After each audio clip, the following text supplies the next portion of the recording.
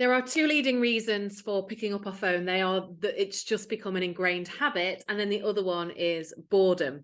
And when we look at reducing our phone use, something a lot of people say is, but what am I going to do instead? If you're spending hours and hours every day on your phone, it can be quite daunting to think about what am I going to do instead of looking at my phone. So in this video, that's exactly what I'm going to be sharing, the actions that you can take instead of picking up your phone.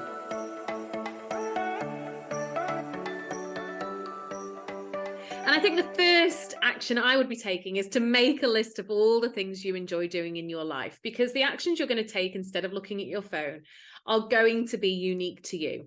I might say some things and you think, oh my God, I would hate to do that. No way would I do that instead of picking up my phone. And you might say the same. You might say like, oh, I know what I'll do. I'll go out for a 10-mile run instead of looking at my phone. And I'd go, oh God, a 10-mile run? No, thank you. Would definitely rather sit on the sofa scrolling on my phone. So it's always going to be unique to us as to what we enjoy doing, what alleviates boredom, what is important in our life. So the first thing I would recommend is that you write a list of all the things that bring joy to your life, a list of all the things that you enjoy doing, a list of the things that maybe you need to do and feel wonderful when you've got them complete. Because that is your personal list. That is your list of actions that you're going to take instead of picking up your phone. And it is completely and utterly unique to you. You could put that somewhere prominent, especially somewhere that you tend to pick up your phone, and then glance at it and go, instead of picking up my phone, I'm going to do that thing right now. And it will make a huge difference. So make it unique to you. But I am going to give you some ideas as to things you could do that will be much better than picking up your phone. And the first thing I'm going to suggest you do instead of picking up your phone is something we all need to do, and that is exercise. Move our bodies. Now, of course, I appreciate that there are different levels of ability, different levels of injury or physical ability. And when I say exercise, I'm not saying head out and start running a marathon. I'm not saying get yourself to the gym for 3 hours. It's picking exercise that works for you. So if, for example, you are suffering from an injury, let's say, recently I had a knee injury. And actually what I did is a lot of arm exercises, just sat down and I do lots and lots of arm exercises to the point that my arms were absolutely killing me. It could be that you enjoy yoga. It could be that you enjoy Pilates, HIIT workouts. Just doing stretches is exercise, weightlifting, running, walking, whatever it might be. Some of them we can do in the home, in front of the telly. Some of them we have to leave the house for.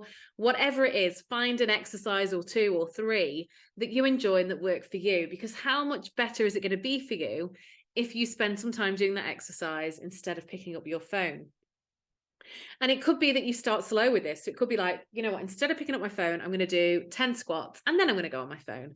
And next time I'm going to do 15 squats and then I'm going to go on my phone. It might be that you need to build this up gradually, but it will make a difference to you physically. And, that's really, really important to maintain our physical health. So exercise is your number one thing to do instead of picking up your phone.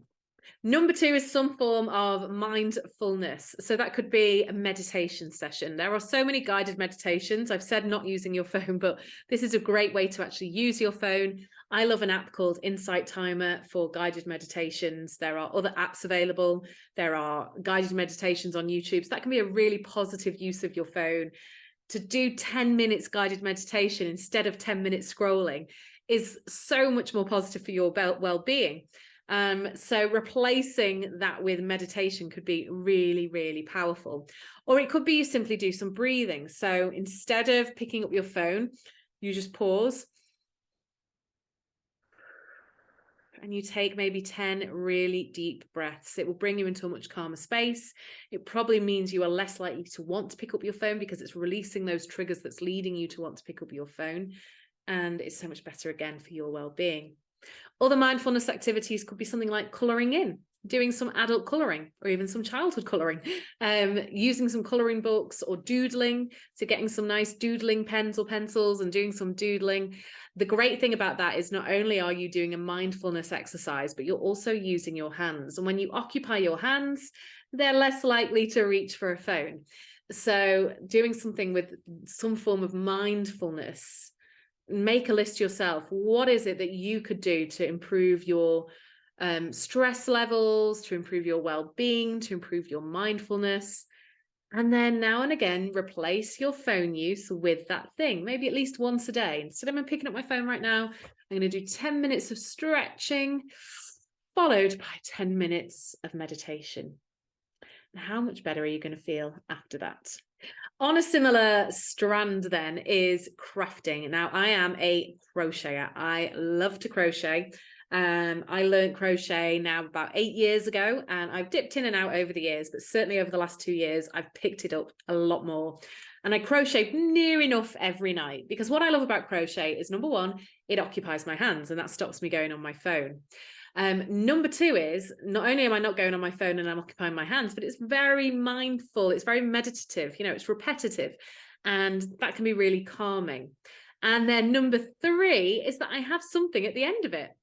So I'm not just like messing around with my hands for no reason. I actually have gifts that I can give away. I've made baby blankets for babies that have been born. I've made beautiful blankets for my own children. I've made blankets for my family. I've made teddy bears. I've made beautiful spring wreaths. I mean, the list goes on. I've even actually made little mini cardigans for children. There's so much you can make through crochet. And I love that it ends with a finished product that I can gift to someone, because what a better use of my time than scrolling on my phone. So crafting is really good, whether it's crochet or knitting or needlework or painting or whatever it is that actually occupies your hands, but then also gives you something at the end of it, an end result. The next one then is reading. Reading is really declining in numbers. The number of people who read books, or the number of books being read every year, is rapidly going down. And that's because people are spending more time scrolling on their phone, quite simply. I'm an avid reader. I read pretty much every single day. When I go to bed, I do 15 minutes at least reading in bed. And people have often said to me, where do you find time to read? I'm like, look at your screen time. You have time to read. It's a really calming bedtime activity for me. And I often find that, I go to bed early thinking I'm going to read quite a few chapters, but after like 10, 15 minutes, my eyes are so heavy and it sets me off to sleep really nicely. Much better than phones do. So getting out of the habit of getting into bed and scrolling on your phone and instead picking up a book is a really good habit to do. And again, so much more rewarding because you've read a book by the end of it. You've been, off on some strange fictional tangent. Or if you're into non-fictional books, you've learned stuff. And that takes me on to my next thing to do instead of looking at your phone, which is learning something, learning a new instrument, learning a new craft, learning a new language, which you might need your phone to help you with. But learning is a great way of, again, keeping us off our phone, but also adding more value to our lives as well, and adding things that we know about. And I just find it one of the most rewarding things to learn new things. I don't know about you. So learning is also a really good thing to do instead of looking at your phone. And then my final suggestion of an action to take instead of you looking at your phone is to do the thing that is you're avoiding. Do the thing that you're picking up the phone to procrastinate against.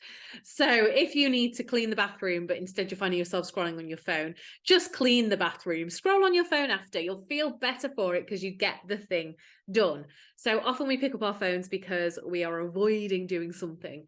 So instead, let's look at it as get the thing done, then we can pick up our phone as a reward.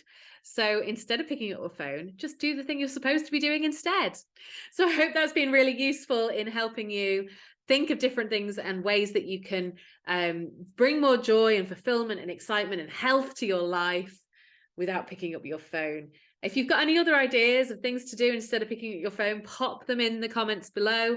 And also, if you're interested in my Reduce Your Phone Use course, which helps you put your phone down more, I will pop the link to that in the description below too. Don't forget to subscribe, and I'll see you again soon. Take care.